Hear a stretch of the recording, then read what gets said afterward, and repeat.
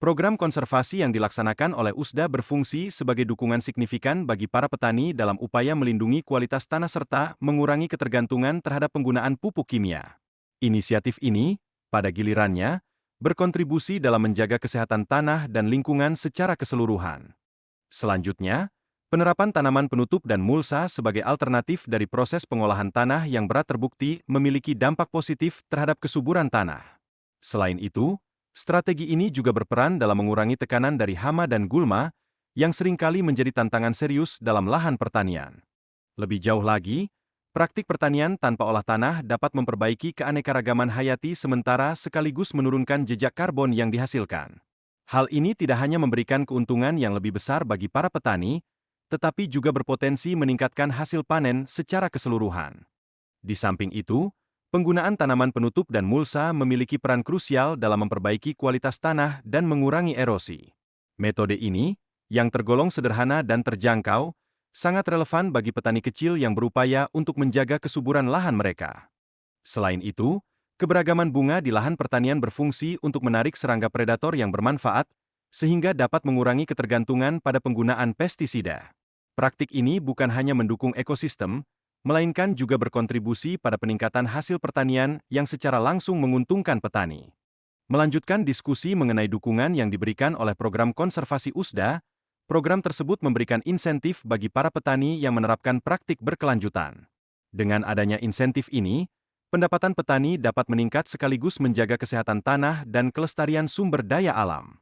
Namun demikian, penggunaan herbisida dan pupuk kimia dapat memiliki dampak merugikan terhadap kualitas air dan kehidupan akuatik. Praktik pertanian yang kurang baik berkontribusi pada dampak negatif yang signifikan bagi lingkungan dan ekosistem secara keseluruhan. Di sisi lain, tanaman penutup memiliki peran penting dalam mendukung pertanian berkelanjutan. Mereka berfungsi untuk mengunci kompos, mencegah erosi tanah, serta meningkatkan kapasitas penyimpanan air yang diperlukan di dalam tanah.